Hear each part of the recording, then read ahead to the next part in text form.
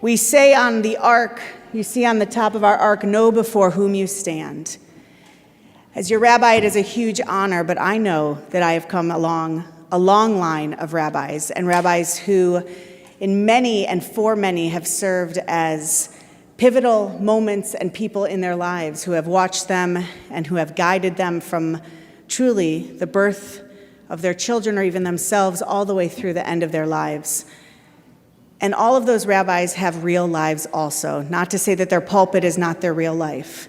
But we all have families, we have people we love, we have trials and tribulations, we have dark times and light times.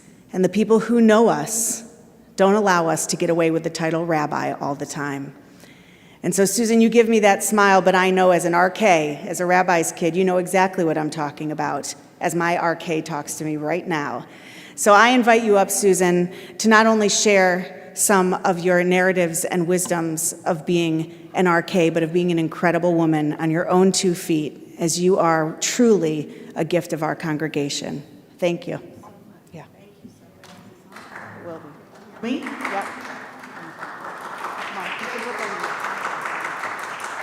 I'd just like to say 2 things before we start. One, a special thank you to Norma and Michael Orovitz for this fabulous portrait, which I know had been destroyed, and they were kind enough to restore. And yes, I am a very proud grandparent, and I would like to join all of your blessings to me with my dear friends Kathy and Michael Graham, who are joining us this evening. We had our children together, and now we've just had our first grandchildren together. So, mazel tov to them too. Okay, now I'm ready. So Shabbat Shalom, everybody, and I'm so pleased and happy to have Susan Gladstone Pasternak with us, who is the daughter of Rabbi Joseph Narot. Now, if anyone may not know who that was or want to have a little recap, I'm going to give you a little recap of who that was. Rabbi Joseph Narot became Temple Israel's rabbi in 1950, and he became one of the nation's great rabbis. Brilliant, learned, liberal, and outspoken. Rabbi Narot became the voice of Judaism in South Florida, boldly speaking out for civil rights and against the Vietnam War. Rabbi Narot was joined in 1952 by Temple Israel's first cantor, the beloved Jacob Bornstein. During Rabbi Narot's tenure, Temple Israel grew to become one of America's largest synagogues, with approximately 1,800 families. On the high holidays, services were held, I'm sure you've heard this before, perhaps it's legendary, in the Miami Beach Convention Center.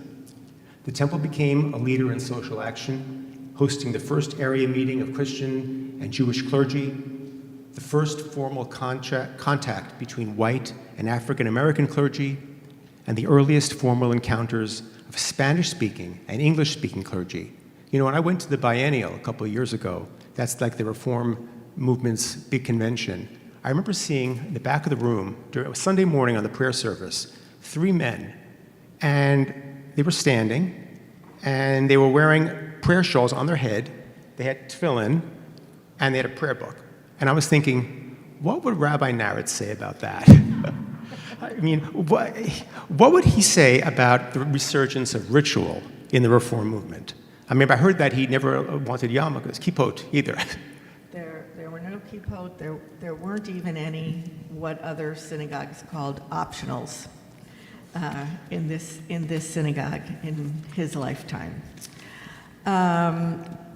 In his, I think I have to go back to the fact that he was born as an Orthodox Jew in Lithuania and made an intellectual choice at some point in his college years to study Reform Judaism, to make that switch.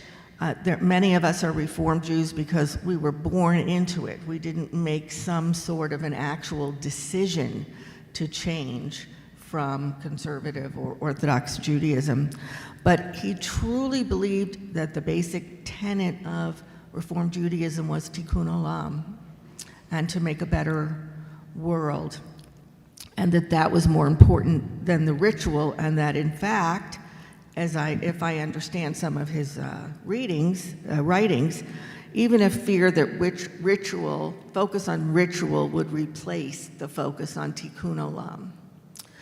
So he was very staunch in his practice of traditional Reform Judaism, as had been begun in Germany in the 1850s. However, having said that, he did live long enough to see many, many changes in the congregation and to welcome them. Someone once asked me how he would feel about the way the congregation changed around the time Mitch Shefetz became the rabbi and brought in the Havarah. And I wrote a piece to Mitch in which I said, of his 5 children from 2 marriages, one was gay, one is married to someone from a different culture, one is married to someone from a different religion, one was a single mom raising children on her own, and only one of the 5 was leading a rather traditional Jewish life. And so he would have opened the doors to the synagogue, to the temple with joy, if only to allow in his own children, but, I wrote, he would hate the yarmulkes. And I honestly can't answer how he might have come to terms with the yarmulkes. I'm only going to give a supposition. I'm going to say this. He always taught me that Reform Judaism is not reformed with an ED. Interesting. Yeah. Because that would mean it was done. That a reformation had taken place and it was done.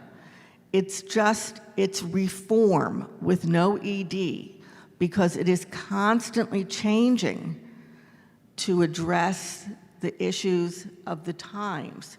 And if he perhaps saw that allowing people by their own choice, because that's another tenet of Reform Judaism, to wear a yarmulke, or for a girl to have a bat mitzvah, which didn't exist in my time, he might have been able to come to terms with it in the hopes of keeping Judaism alive for future generations. But that's only my supposition, and I welcome any Reform rabbis who may be listening to this to write in and say, no, he would still hate the yarmulkes.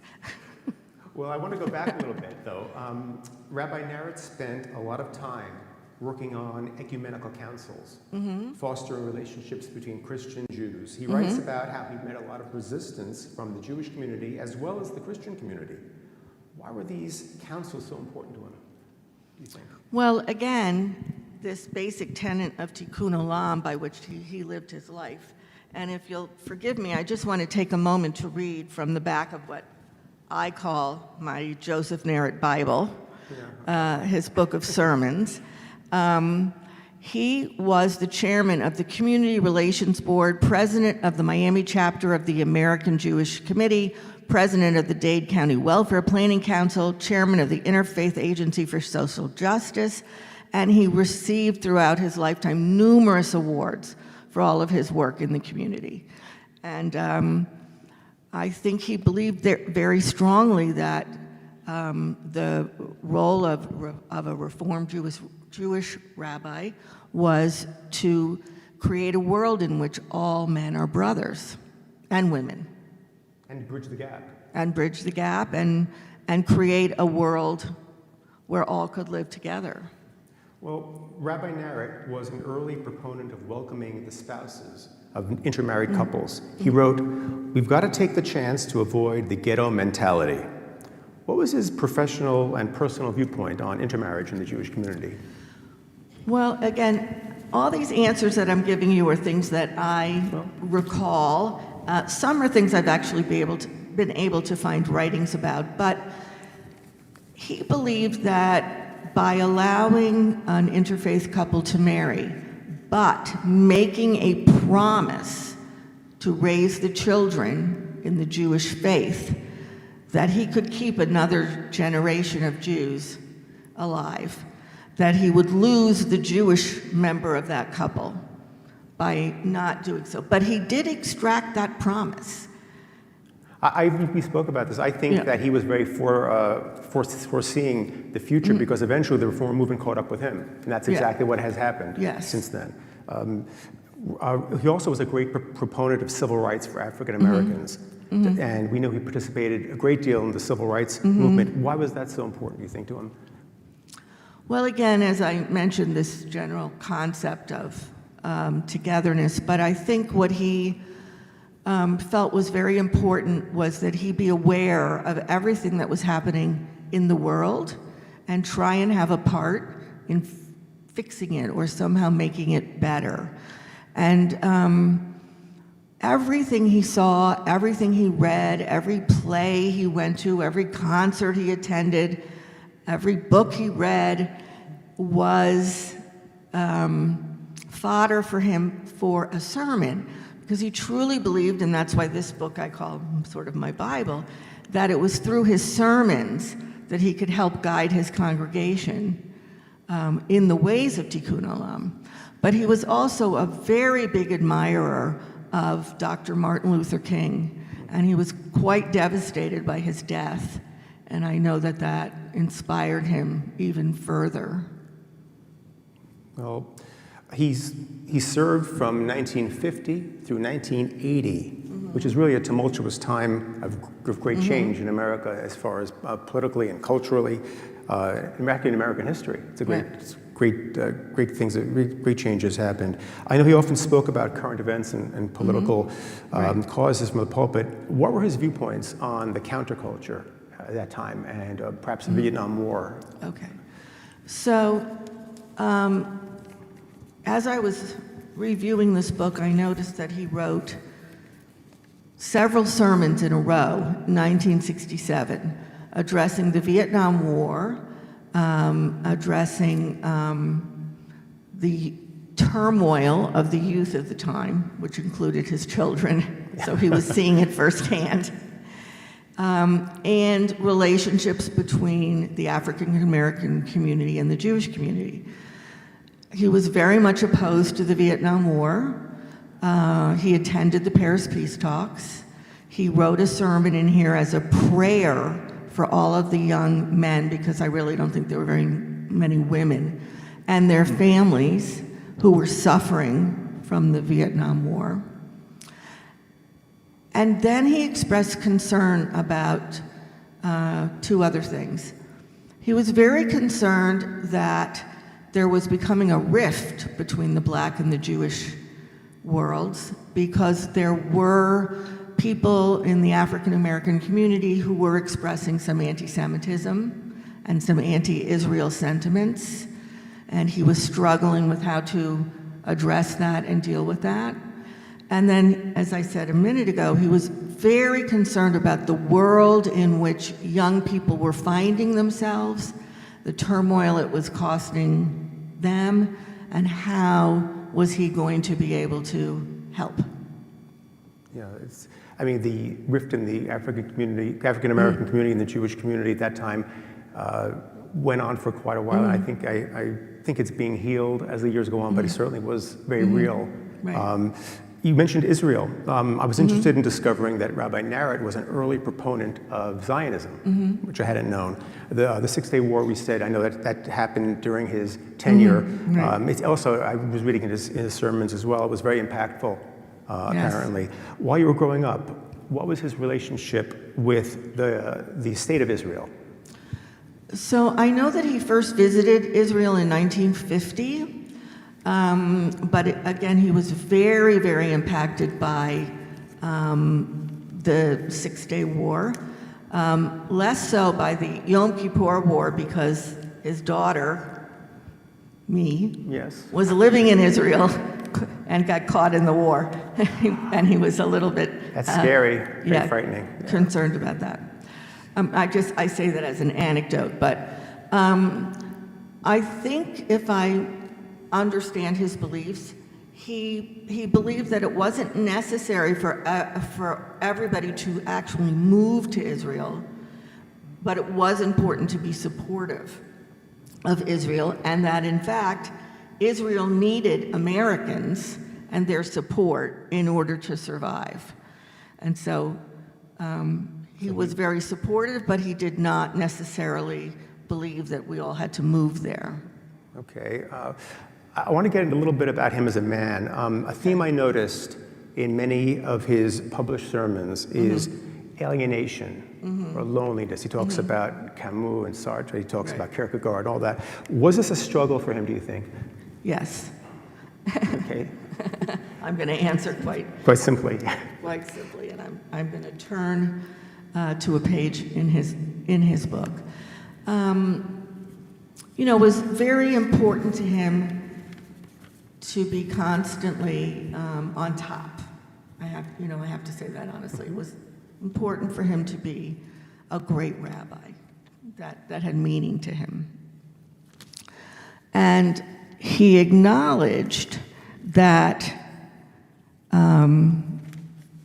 the profession of being a great rabbi had some problems. And I'm going to read you what he wrote. The sickness of our profession is not that it asks us to respond to a variety of demands with eventual reasonable competence. The sickness of the rabbinate is rather that we are all too often ourselves fragmented inwardly by the very same frailties that we preach against in our congregants.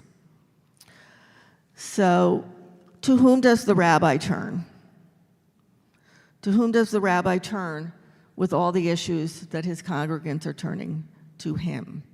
And he does mention in one of his writings that he did at some point turn to Freudian psychiatry, and that when he acknowledged that, it was met not positively by all. Interesting, really. That would certainly have changed. Well, it reminds me of Eagleton and all that. Remember that time with McGovern? Right. How That's what a correct. shock that was for the people. Nowadays, it would be Right. when people think about it. Well, Rabbi Narot's sudden death Yes. was shocking and difficult for many in the community. Reverberated down for years, really. Can you tell us a little bit about that time and your family's reaction? Okay. So I'm now speaking to you all very personally. Is that okay?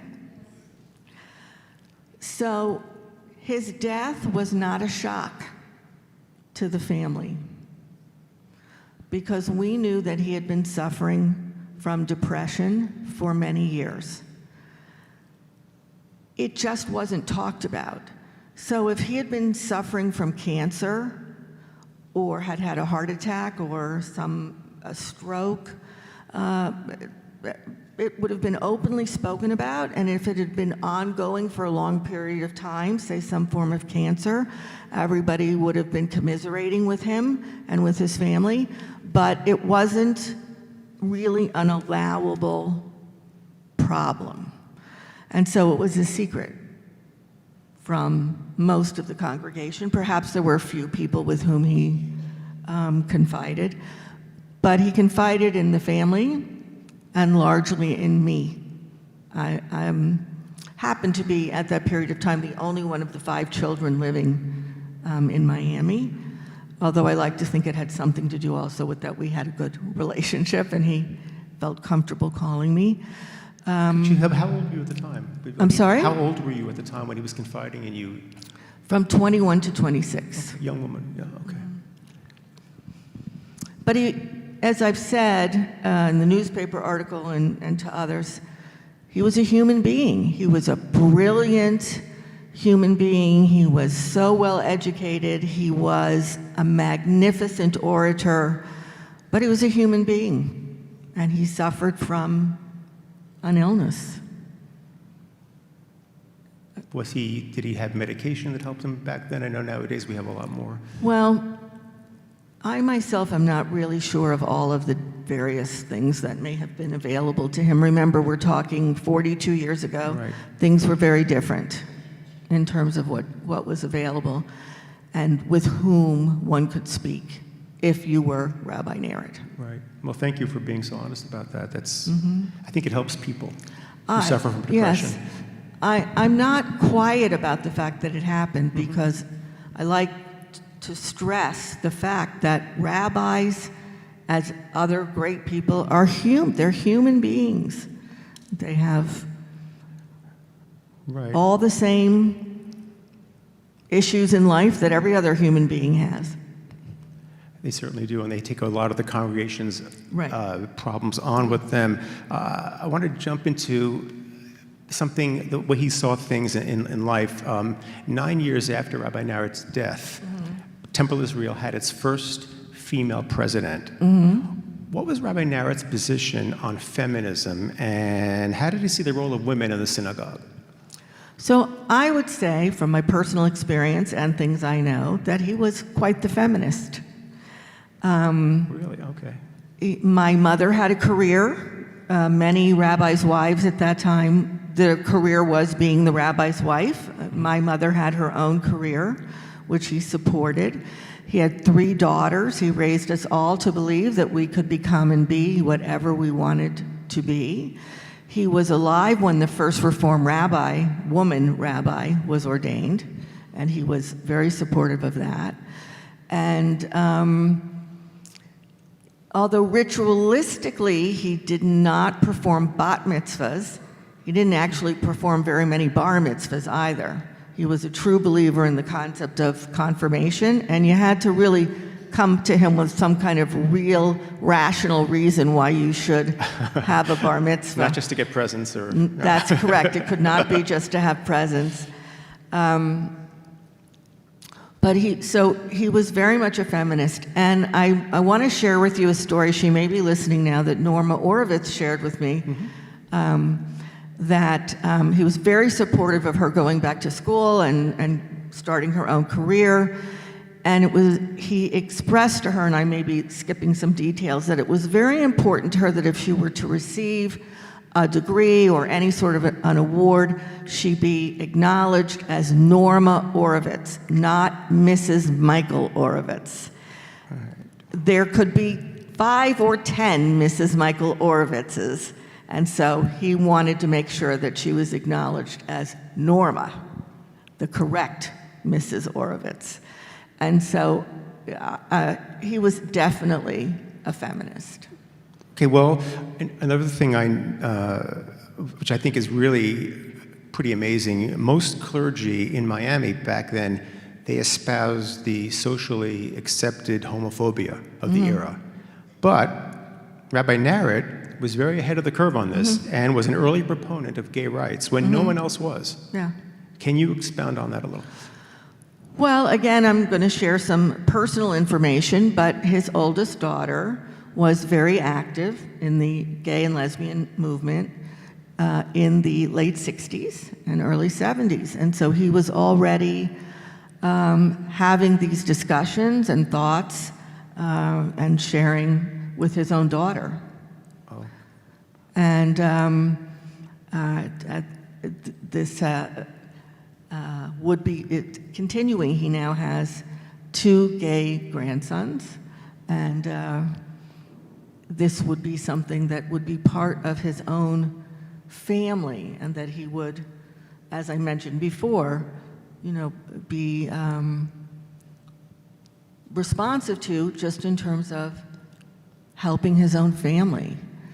But again, Tikkun Olam comes in, it's everywhere in his life, including marginalized people and marginalized people of any kind, right? So this would extend in today's world to all the different, as I mentioned before, all the different kinds of Jews who now come to pray. Well, we know he was very big with Jewish African-American relations. How do you think he would deal with all the different races kinds of people we have today in the Jewish world because of... Right.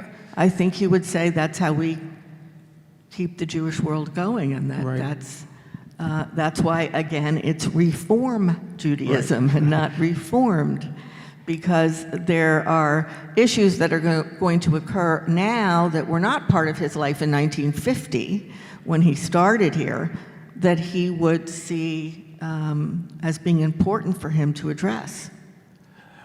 I'm curious, you mentioned his daughter.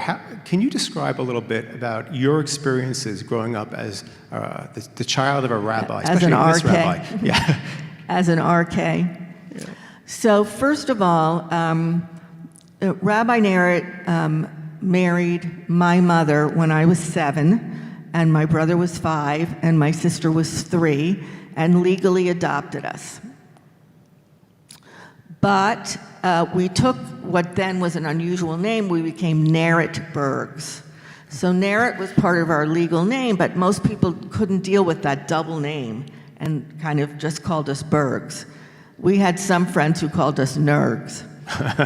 So, but I mention that because my name everywhere I went was different than his. And I think that made a little bit of difference in my experience as a rabbi's daughter because not everybody realized that I was. So you had an out. And the only thing that really upset him is if somebody would come home with me, a friend, and say to him, "Nice to meet you, Rabbi Berg." That would upset him very much. But it was incredibly interesting growing up in Joseph Narot's home because he lived such an interesting life. And if you're his child, it's your normal life, right? So he would say, "Go get ready for dinner. Isaac will be here in a few minutes." And in would walk Isaac Bashevis Singer, and we would have dinner. His mentor was a rabbi named Solomon Freehoff, with whom he would study. I think you're going to ask me that question. Mm-hmm. He would come for dinner all the time. Allen Ginsberg came for dinner. Itzhak Perlman came for dinner. I mean, and we didn't really think twice. This is just how kids live their lives. The other thing that was really interesting is that in the early 60s, there wasn't really I-95 yet. And people like to get married in the rabbi's study, his office here. But if they lived all the way south, that was a really big schlep. So he offered up the living room of our house as his southern study. And we all knew if we were to come home from school and see 10 or 12 cars in the parking lot, that there was a wedding, and that we needed to go in the back door and assume our jobs. One of us had to keep the dog quiet. One of us had to answer the telephone. But this was a regular part of our lives. When someone said to me once, "Have you been to many weddings?" I said, "I can't tell you how many weddings I've been to." Well, you mentioned Rabbi Freehoff. Yes. You said he and your father studied Talmud together. Yes. So, which makes me wonder, what was his relationship with Torah study in general? Yes, okay. So Rabbi Freehoff, for those of you who may not know, was, my father used to call him the Pope of Reform Judaism. He was from Pittsburgh. His congregation was Rodef Shalom, and it was really the heart of classical Reform Judaism in the United States. He was older than my father, so he was my father's mentor. And he wintered here during the last decade of my father's life. And every day when he was here in the winter, the two men would study Talmud. And at some point, I suppose that seemed odd. Mm-hmm. But what I've come to realize is that it was important to both of them for two reasons. One is to understand the decisions you're making. If you're making a decision not to follow something, you need to know what it is.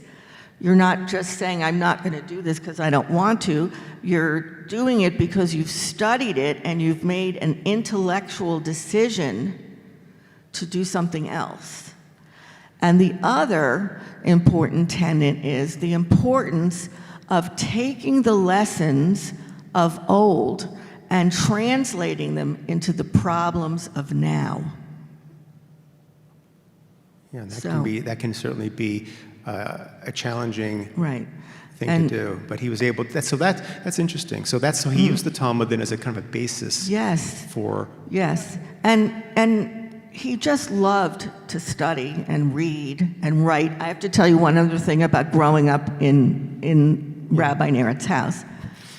the typewriter was constantly clacking. All right, this is pre-computers, right? It was just a regular, it wasn't even an electric typewriter. And we all remembered falling to sleep every night to the sound of the typewriter, waking up to the sound of the typewriter, because he was writing sermons. His sermons were so important to him, and books and articles, and constantly typing. Wow, that's a lullaby.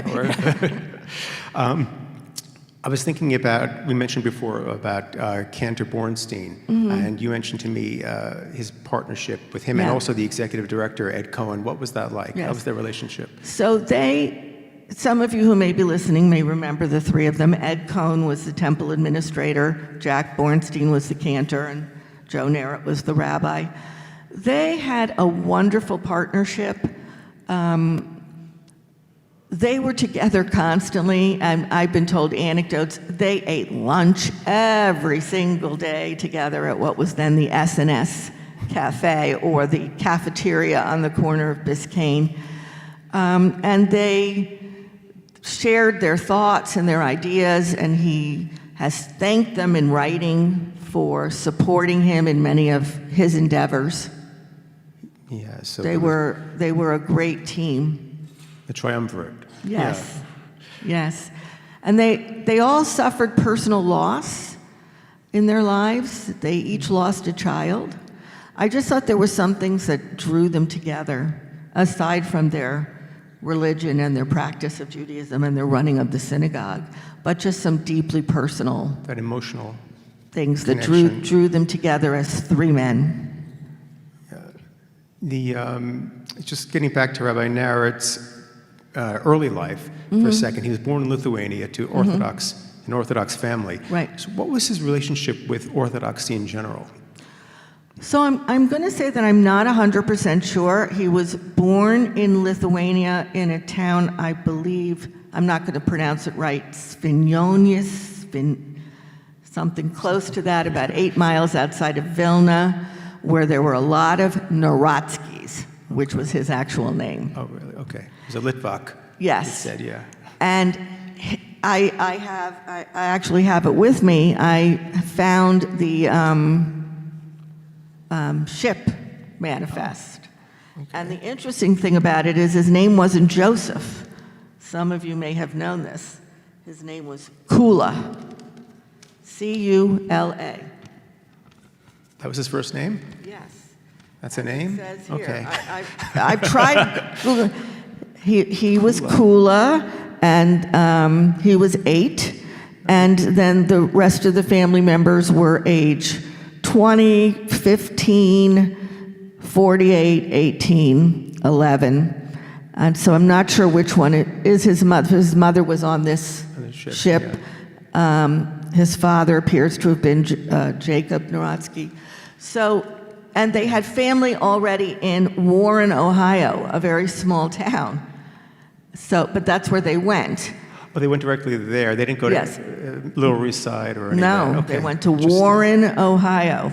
Interesting. And he eventually changed his name to Narot, which I never asked him this, but it's very similar to Narot, candles. And his brother became Norton. Ah. So, yeah, they changed their names from Narotsky. Narotsky, yeah. He went to Case Western Reserve and then to Hebrew Union College. So somewhere in that period of time, perhaps at Case Western Reserve, he made this intellectual switch from the ritual of Orthodoxy to the Tikkun Olam of Reform Judaism. Well, I found a sermon from 1954, and he says, the rabbi usually looks upon himself to one degree or another as walking in the footsteps of Amos and Isaiah, the prophets. Social justice is his meat and bread. I'm so sorry. Okay. Would you say that social justice was his passion? Yes. And where do you think that sprung from? So, yeah, thank you. I'm sorry, I have too many papers. You really do. Yes, I believe that social justice was his and His passion. I keep saying tikkun olam, but was his passion. I believe that he believed that a Judaism frozen in time could not coexist with living in a modern world, and that it must change and adapt to survive. And Well, am I answering that question? Yeah, oh, absolutely. I mean, I found another quote we spoke of before. I wasn't going to talk. He writes, "Only a world devoted to justice for all will be a secure world for the Jew," which Yes. I can interpret to mean Yes. it combats even combats anti-Semitism. Anti-Semitism, yes. Yeah. So, go on. No, I'm Okay. just looking at some of my notes that you asked me before, but I wrote down here that he believed in something called audacious hospitality, which was inviting in all Jews by choice, by color, by sexual orientation, by disability, by any kind of... Well, like we said, he was really a thinker of things before the time, because audacious hospitality became the mantra Yeah. of modern-day Reform Judaism. Absolutely. I heard it announced in 2016 or whatever. Yeah. So it's something that certainly has become the standard, I think, in Reform Judaism. Yeah. Finally, I want to ask about, this is your opinion about this. What was Rabbi Narot's perception of God? How would you say that it evolved? Okay. So this is an interesting question for me. I knew, and Norma Orovitz mentioned to me, so she knew as well, that he considered himself an agnostic. Really? Yes. Okay. Now, in his later years, he began a great interest in Reconstructionist Judaism. And he began meeting with Mordecai Kaplan, who was the founder of Reconstructionist Judaism, because in Reconstructionist Judaism, there's not so much a belief of a personal God. It's more of a belief of a spiritual God, a being that works to make life better, not so much a personal God that I'm going to pray to every day. However, the conflict, as I see it, and was also explained to me by a friend of mine, Rabbi Howard Berman, I'd like to acknowledge his help. The Reconstructionist movement continued with much of the ritual as a way of identifying as Jews. And so he would have had a conflict between liking the way that Reconstructionist Judaism believed in God, but not liking the ritual. So maybe he liked the ideology, but not the practice. Right. Okay. Right. Interesting. But he engaged in the discussion. He engaged in the intellectual pursuit. And I think that's such an important thing to know about him, is even if it troubled him, even if he was unsure about it, he would engage. He would engage in the discussion, in the reading, in the researching. But isn't that what we want to do in Judaism? Wrestle Yes. with these ideas, wrestle with them. There's Yes. the answers, the questions are more important than the answers, I always think. Yes. don't you? So, Yes. You know. might say that same thing. Yeah. Well, Susan, thank you so much for being so forthright and honest and telling us really, I think you brought your father alive a little bit beside the beautiful portrait. I wanted to open up a little bit to questions. Can we have any questions from the, Rabbi, go ahead. Maria, so I just want to real quickly thank you both, but Mark, really, thank you for your preparation and the professionalism you brought to this, but also the human level. I mean, this really, I obviously could never have met your father, and so to get a glimpse of him through you and through your questioning, thank you both for all you've done. We have time for very few questions, and I'm so excited that you have so many, and so I would ask you also to email Susan and see if she could answer you with the thought that she put towards this evening. Thank you, Susan, for preparing so well. I'm going to go ahead and ask your friend who came. Yes, please. Yeah.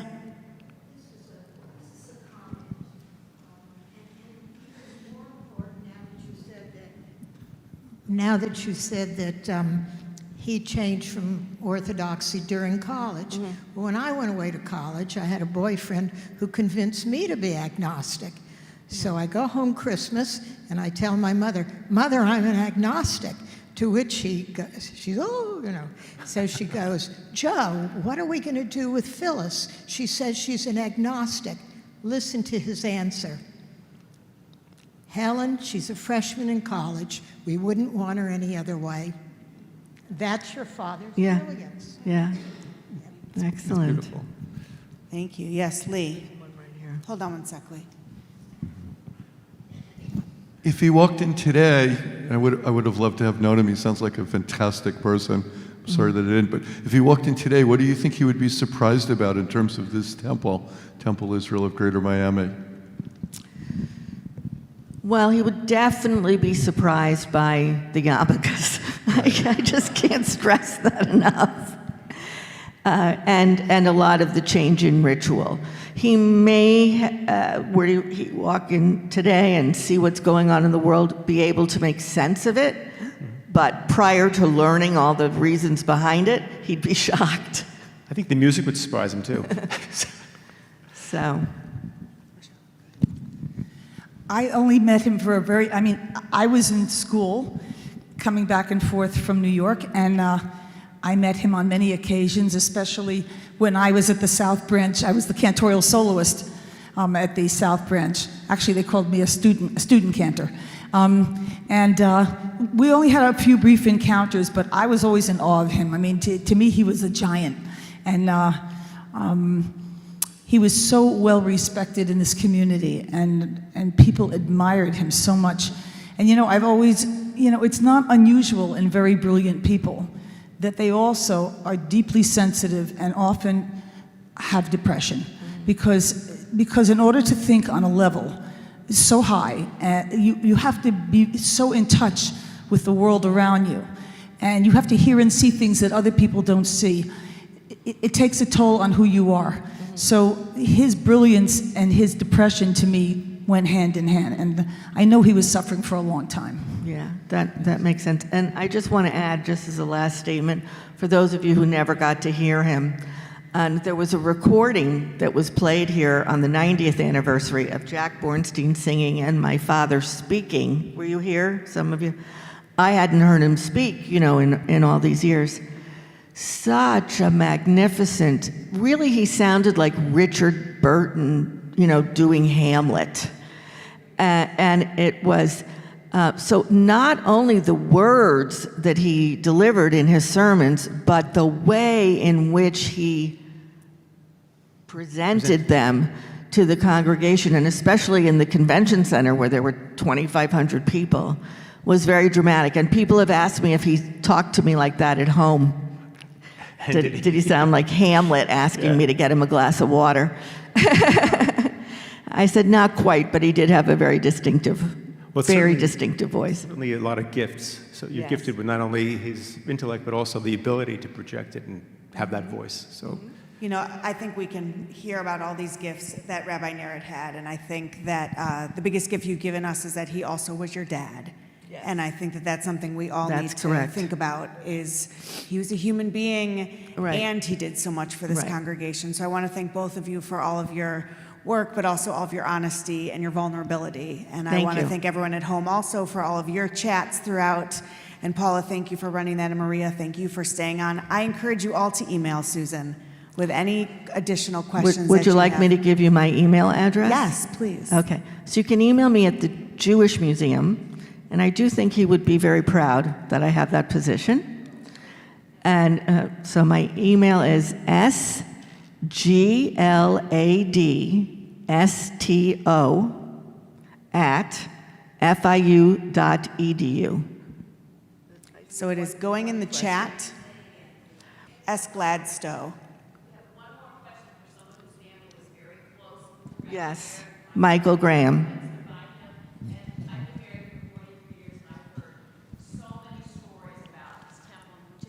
Rabbi Narot, and this really brought it alive for me. I guess I'm the only person here who, the two of us were here when Rabbi Narot was here. Yeah. I remember a couple of things that as you were talking, I just was filled with memories. There was a guy with a yarmulke, and he used to sit in the second row. The seats went across, and it wasn't just a yarmulke. Yeah.